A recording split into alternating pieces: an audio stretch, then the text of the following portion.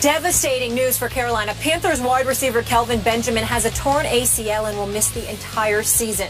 Benjamin went down in practice Wednesday when he tried to make a cut against Miami defensive back Don Jones on a play in which there was no contact. As a rookie last year, Benjamin was Cam's go-to guy, targeting him more than any other receiver on the Panthers. Only 6 other players were targeted more than Benjamin last season in the entire league.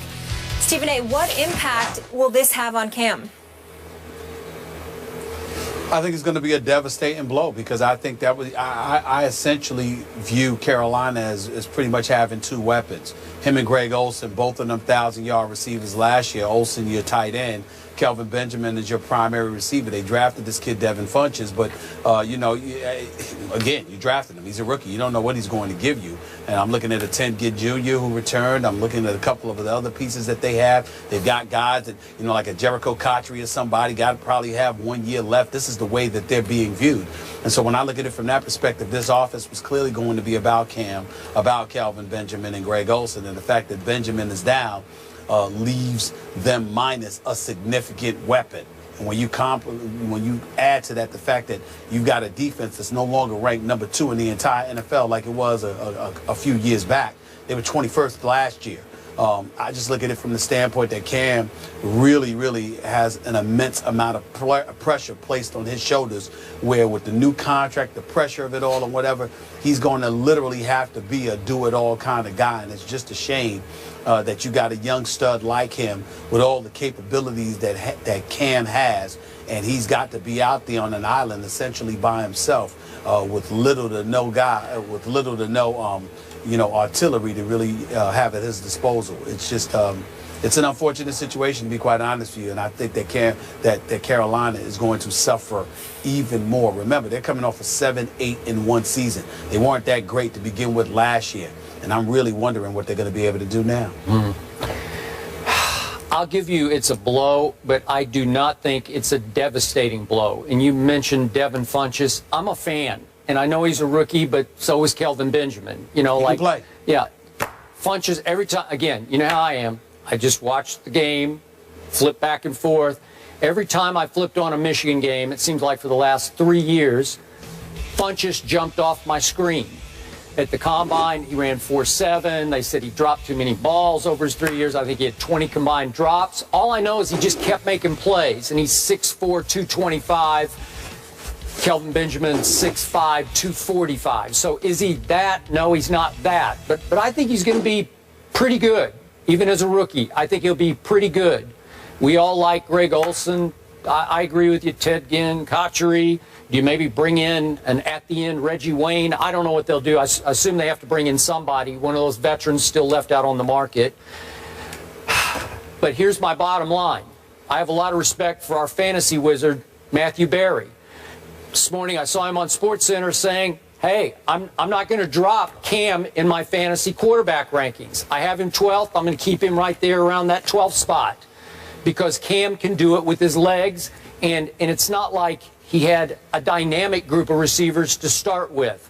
So, again, Stephen A., I don't know what is that a devastating blow? Again, I'm going to bet on Matt Berry saying he's still the 12th ranked fantasy quarterback, so that's not devastating to me. I think they'll be about what they always have been, where they rely mostly on defense and running game, which heavily includes Cam's running game. Well, keep in mind, Funchess can play. And I'm not saying that Kelvin Benjamin is devastating just because you lost Kelvin Benjamin. I'm looking at the weapons that Cam Newton has around him.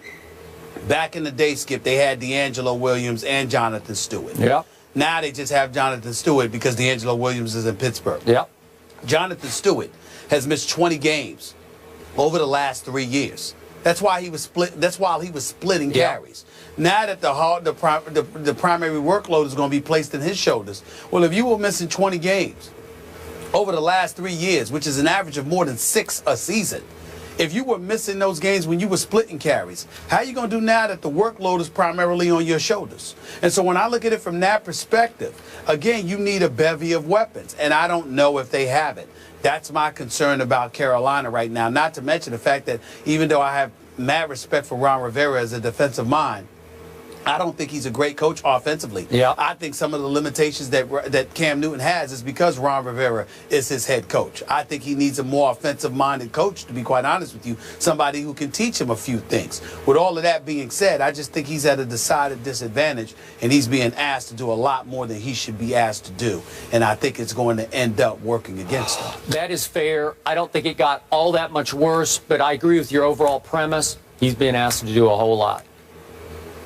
If they do try to pick someone up, you guys mentioned Reggie Wayne's available, some other notable wide receivers, Wes Welker, Brandon Lloyd, Donnie Avery, Santana Moss, and Robert Meacham. But let's spin this forward now. The NFC South is always up for grabs. Last year, the Panthers were the first team in NFC South history to win the division in back-to-back seasons. So what are the chances, Skip, that Carolina can three-peat here as division champs with this loss? I don't love their chances this time, Stephen A., for all the reasons you just so eloquently stated. Carolina won by default last year at 7-8-1. You mentioned their defense. In yards allowed, they were the 10th ranked NFL defense, just in yards, not in points, but in yards, which was decent enough, I think, to get them just barely over the top in the worst division, I think, in pro football. Last year, New Orleans was 7-9. We've got the Sean Payton interview now running on SportsCenter, in which he says Drew Brees was hurt last year, had a torn oblique muscle, couldn't practice enough.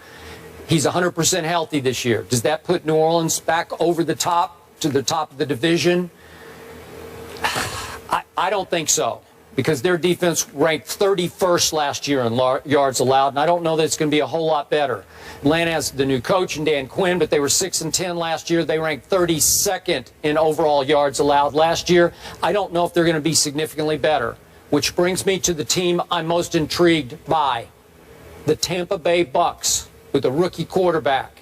I'm going to give them a real shot to win this division this year, and you can call me crazy if you want, but with Lovie Smith coaching this team, it has to be better, way better than 2-14, because there's way too much talent here. You know Vincent Jackson, you know Mike Evans, you got the two big stud receivers to throw to.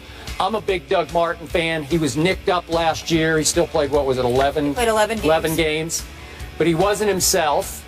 The offensive line has been nicked and knacked and beaten up, and it's still not great. But on defense, you got three studs to build around. You got Gerald McCoy, who's been on this show before. You got Levante David. They just gave a big new contract to. These are Pro Bowl caliber defenders. And Altron Werner is a stud at cornerback. They have to be better. Jameis Winston, for all of his flaws and all the interceptions he threw last year in college, and for the poor plays that he made early in his very first NFL preseason game last week, he was 26-1 in college. 26-1. The kid is a winner.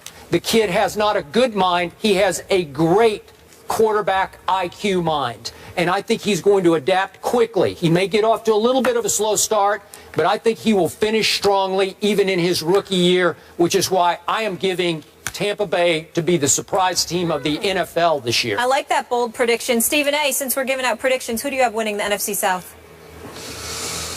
You know what? If I had to pick today, I reserve the right to change my mind, yes, but I'm thinking the Atlanta Falcons. Wow. That might be bolder than mine. Listen, yeah, I think so. I mean, you look at Quinn. Obviously, he's coming from the Legion of Boom in Seattle. I'm going to give him a lot of credit for what their defense was able to do over the last couple of years and what he was able to establish there. And I'm going to say they're not going to be the 32nd ranked defense in the NFL this time around. I think that they're going to be ready to roll. That's number one. Number two, I think that when you look at them offensively, listen, we have questions about whether Matt Ryan deserves to be in the top 10 or whatever, but the mere fact that there's a question mark means that the brother can play a little bit. He's got a $103.75 million contract for a reason. So when I look at Matt Ryan, I say to myself, Julio Jones, fresh off for a 1,500-yard season, Roddy White, who caught 80 receptions last year for right under 1,000 yards. Those two, with Devontae Freeman expected to do some things this year coming out of the backfield, I'm going to sit there and look at Atlanta, and I'm going to say they got a shot. Remember, the division winner last year was 7-8-1. Yep. As far as I'm concerned, the entire division is a crapshoot. I think it's up for grabs. And I say, why not Atlanta with Julio Jones and Roddy White? If they can stay healthy, okay, I think Matt Ryan has his targets, and I think he'll be able to do some damage. Matty Ice. All right, so we have Tampa Bay and Atlanta. I don't know how Who Dat Nation feels about all this. Cam, not so lucky. As for Andrew They Luck, lost Jimmy Graham. Yep. yes, he is lucky to not have more picks. We'll explain that one after the break. Stay here. This is First Take.